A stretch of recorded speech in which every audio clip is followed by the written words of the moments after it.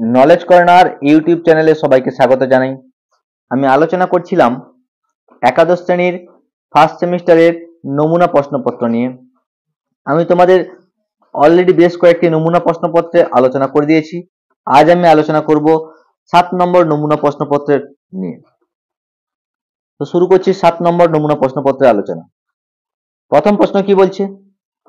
আদি পর্বের কোন অধ্যায়ে উপমন্যু কথা রয়েছে? তৃতীয় অধ্যায়ে।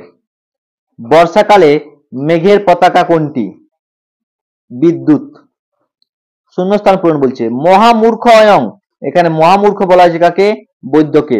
উক্তিটি করেছিল কপালী। নভ, নভ মানে কি? আকাশ। অর্ণব, অর্ণব মানে কি বলছে? সমুদ্র। শৈলেন্দ্র, শৈলেন্দ্র মানে পর্বত শ্রেষ্ঠ। আর বাড়িধর মানে মেঘ, অর্থাৎ অপশন ক। গদ্যাংশে উপমন্যু চরিত্রের কোন গুণটি শিক্ষণীয়?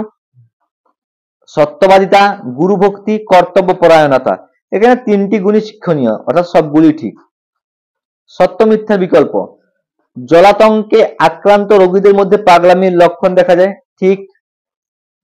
কপালী জলাতঙ্ক রোগে আক্রান্ত হয়েছিল, এটা ভুল। সে আক্রান্ত হয়নি, সে অভিনয় করেছিল। তাই 1 ঠিক 2 ভুল, অর্থাৎ অপশন ক। শূন্যস্থান পূরণ দিয়েছে কি? উপমন্যু কথা পাঠ্যাংশে ভগবত বলতে ড্যাশকে বোঝানো হয়েছে। ভগবত বলতে ঋষি আয়তধৌমকে বোঝানো হয়েছে। 8 নম্বর প্রশ্ন কি বলছে? কখন বনভূমি বেশি শোভা পায়? বর্ষার কালের বিকাল বেলায়। সঠিক ঘটনাক্রমটা বেছে নেই।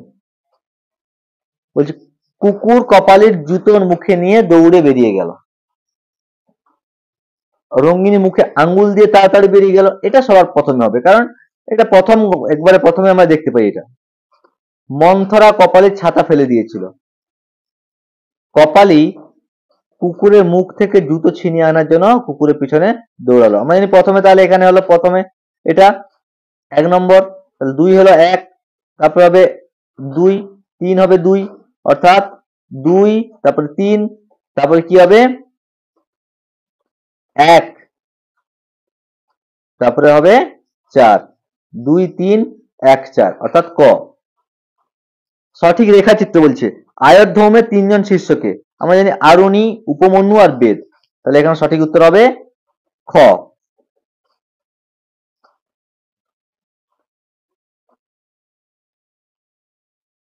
পরবর্তী প্রশ্ন কি বলছে? 11 নম্বর প্রশ্ন। বিবৃতির সঠিক ব্যাখ্যা বা কারণ খুঁজতে বলছে। বিবৃতিতে কি না, মেঘকে কবি বাল্মীকি হাতির সঙ্গে তুলনা করেছেন। কারণ কি না, যুদ্ধে উন্মত্ত হাতি যেমন গর্জন করে, বর্ষাকালের মেঘও ঠিক সেরকম ভাবে গর্জন করে। শূন্যস্থান পূরণ দিয়েছে। সংবৃতম পদটি ড্যাশ প্রত্যয়ের যোগে প্রয়োগে হয়েছে, অর্থাৎ ত প্রত্যয়ের প্রয়োগে সংবৃতম হয়েছে। কি কারণে কপালীর বুদ্ধির লোপ ঘটেছে? কৃপণতার জন্য। এটা রঙ্গিনী বলেছিল যে আমার স্বামীর বুদ্ধিলোপ ঘটেছে কৃপণতার জন্য। দেবতাদের চিকিৎসককে অশ্বিনী কুমার দয়। নমে দংশনে ব্যথা, বক্তাকে কপালী। অর্থাৎ কুকুর কামড়ানোয় আমার ব্যথা নেই, তার ব্যথাটা কিসে ছিল? তার ছাতা আর জুতো জোড়া নিয়ে, অর্থাৎ ছাতা ভেঙে গেছে, জুতো জোড়া চলে গেছে, এটা নিয়েই তার ব্যথা। ড্যাশ হলো বৃদ্ধি সন্ধির উদাহরণ। বৃদ্ধি সন্ধির উদাহরণ কি না, অকার বা আকারের পরে কি বলছি কি একার বা ঐকার থাকলে ঐকার হয়, আর অকার বা আকারের পরে যদি ওকার বা ঔকার থাকে তাহলে ঔকার হয়। এখানে হবে তথা যুক্ত এব সমান তথৈব। বধূযুক্ত উর্মি, বধূর্মি, এটা দীর্ঘ সন্ধির উদাহরণ। মহযুক্ত উর্মি, মহাযুক্ত উর্মি, মহর্মি, এটা গুণ সন্ধির উদাহরণ। নরেশ, নরযুক্ত ঈশ, নরেশ, এটা গুণ সন্ধির উদাহরণ। অয়ের সবর্ণ কি না, অয়ের সবর্ণ আ। পৃথিবী শব্দের সপ্তমীর এক বচনে কি হবে না, পৃথিব্যাম।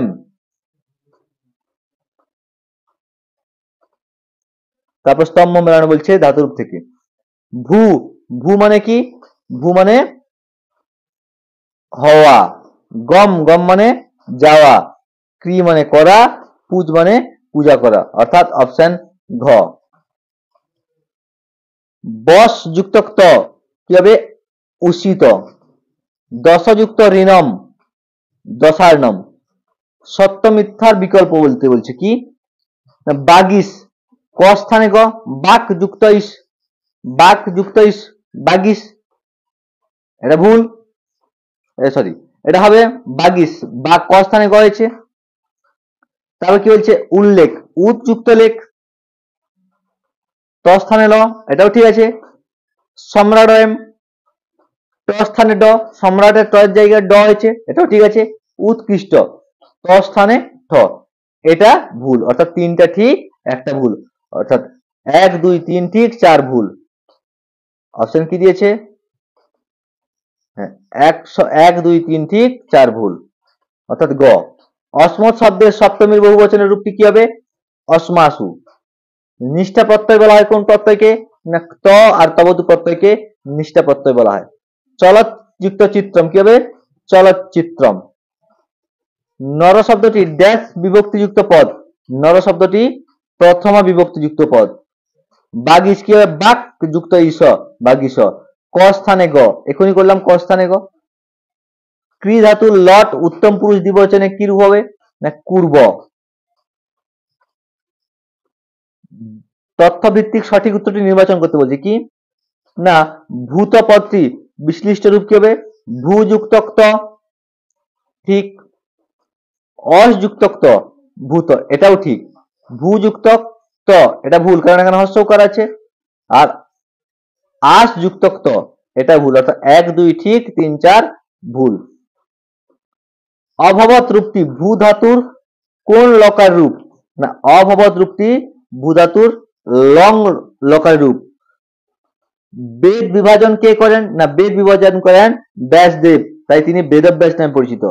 সঠিক ক্রমটি কি হবে, আমরা ক্রমান্বয়ে রাম লক্ষণ ভরত শত্রুঘ্ন জানলেও কিন্তু ক্রমান্বয়ে হবে রাম, রামের পর ভরত, ভরতের পর লক্ষণ, লক্ষণ থেকে যাবে শত্রুঘ্ন, অর্থাৎ 1 3 2 4, 1 3 2 4। প্রাচীনতম সংস্কৃত গল্প সাহিত্য কোনটি, পঞ্চতন্ত্র। অক্ষসূক্ত কোন বেদে বর্তমান, ঋগ্বেদে। রামচরিতমানস কোন ভাষায় লেখা, না রামচরিতমানস হিন্দি ভাষায় লেখা। পরবর্তী প্রশ্ন কি বলছে, হিতোপদেশে ভট্টারক বার বলতে বোঝায় কোন বারকে, রবিবারকে। রামায়ণের তৃতীয় কাণ্ডের নাম কি, না অরণ্যকাণ্ড। সত্য মিথ্যা বলছে কি, পতঞ্জলির মতাঞ্জলি সামবেদের সহস্র শাখা ছিল, ঠিক। বর্তমানে সামবেদের 5টি শাখা বর্তমান, এটা ভুল। তাহলে কি হবে, 1 সত্য 2 মিথ্যা। নিম্নলিখিত কোন গ্রন্থটি বৃহৎ কথা সংস্কৃত সার সংক্ষেপ, না কথা সহিত সাগর। গন্ধর্ববেদ কি, না গন্ধর্ববেদ হলো সামবেদের একটি উপবেদ, ঋগ্বেদের উপবেদ হচ্ছে কি, আয়ুর্বেদ। তাহলে এই হলো তোমাদের 7 নম্বর নমুনা প্রশ্নপত্রের 40টি প্রশ্নের উত্তর সহ আলোচনা। প্রত্যেকে আশা করি আলোচনাটা বুঝতে পেরেছো। বুঝতে পেরে থাকলে লাইক কমেন্ট এবং শেয়ার করে দিও, চ্যানেলে নতুন হলে সাবস্ক্রাইব করে দিও।